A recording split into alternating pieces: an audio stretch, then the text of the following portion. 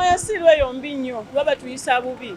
Omwami oyo abadde atula bweru essaawa zino ng'atulira obweru ku ofiisi ye. Ofiisi ye atula bweru takyakola bamubanja naye ate si gwe babanja tebimukwatako ate ye omusolo gwe yaguwadde.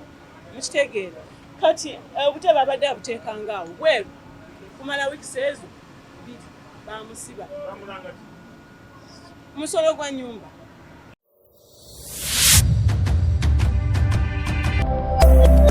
Eno ye Magala TV, okumanya we kutandikira.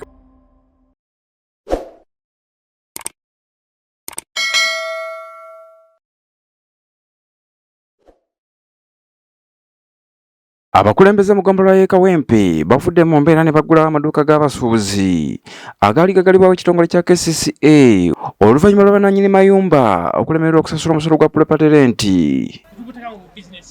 Kubutandise ate batusolooza nnyo. Meya otuyamba ow'eddembe gwe tuyina. Meya w'eggombolola y'e Kawempe Emmanuel Sserunjogi watuukidde mu kyebando nsooba ng'amaduuka ag'abasuubuzi agawerako gaggaddwawo era nga gateekeddwako ebipande ebiraga nti babanjibwa.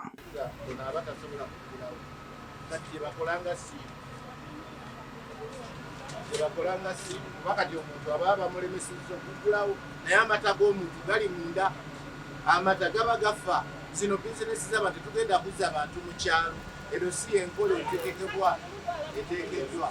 Ono ng'aliwo ne bannannyini maduuka akuddeko ebipande ebibadde bisiddwako era bw'atyo n'aggulawo n'abalagira okuddamu okukakalabya emirimu gyabwe. Nabagaana okuteekako siiru ku maduuka g'abantu kubanga omupangisa si yasasula property rates ate ekyokubiri omuntu okutuuka ku ssa ly'okuteerako siiru bateeka okubanga baakusaavinze.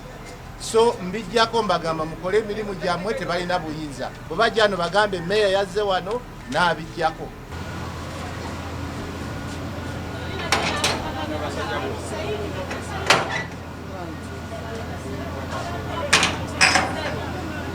Mukole emirimu gyammwe mukole. Kikyamu okugaana abantu okukolera. Bo abasuubuzi balaze okwennyamira eri ekitongole kya Kcca kyebategeezezza nti bannannyini mayumba be balina okusasula omusolo gwa property rent so si bo ng'abapangisa. Tuyina okusulamu baggaddewo mulimu ebintu ebivunda kwegamba ne tubeera mu nnaku etagambika. Kyetusaba Kcca ekyuseemu gweba ina gwebanja bano bakole kuba tasobola kukola tasobola sasula misolo nga takola baba bamulemesezza okukola. Era babikola wano wonna buddakika babeera baggala mayumba g'abantu bakyuseemu mu nkola yaabwe nanfuka teri. Bo bannannyini mayumba bagamba nti baagala okusasula emisolo naye omusolo gwalina okusasulwa mu kiseera kya COVID-19 gukyabasibwako ekibawadde obuzibu. Twagala penaliti ezo bazitujjeko tusigale nga tusasula busasuzi butereevu naye baagaana neza COVID zonna baziteekako. Kyokka tetwafunayo wadde ennusu n'abapangisa Museveni yagamba tebasasula n'emmere yagituwanga naye twakayanako nti bannange mutwete muggyeko wakiri COVID n'esente za COVID emyaka egi ebiri era penaliti ezitubonyaabonya y'emyaka egi ebiri emabega kati zizze buli kaseera ate zo nankani ezo rent ya ground rent ya mwaka mulamba bwe baba bakuba penaliti bazikuba buli mwezi. Meya w'eggombolola y'e Kawempe Emmanuel Sserunjogi ategeezezza nga bwe batagenda kukkiriza nkola yakunyigiriza bantu ng'ate si be bateekeddwa okusasula omusolo gwa property rent.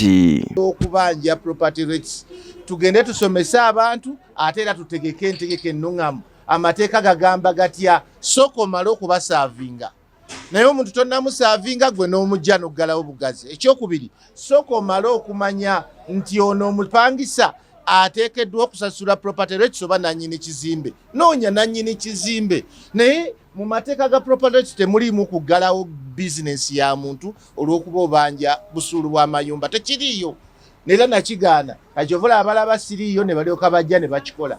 Kati mbalagira olwaleero nga ntaasa Kampala Capital City Authority obutagwa mu ttata ya kugenda mu makooti kubanga ono omuntu waddembe n'okugenda mu kooti n'awaaba. Ono omupangisa waddembe okugenda mu kooti n'awaaba kubanga ekizimbe si ateeka okusasula property rates ate yo si engeri entuufu ey'okubanjaamu omusolo gw'amayumba. Kati nze nga supervisor w'abakozi mbagambye temuteeka siiru ku maduuka g'abantu wabula mubanje property rights ng'amateeka bwe galagira. Amateeka gagamba ki? Stephen Sakamati, Magala TV, agatalinda. Mwe tusula mu buduuka waffe tubugadinge ka capital kaffe. Kwezi wamachanga n'ababibye bena tamu n'ekintu n'ekimu. Kyabo batekako siiru zaabwe bakubanya sente za siiru n'ababbi babibbe buli kimu.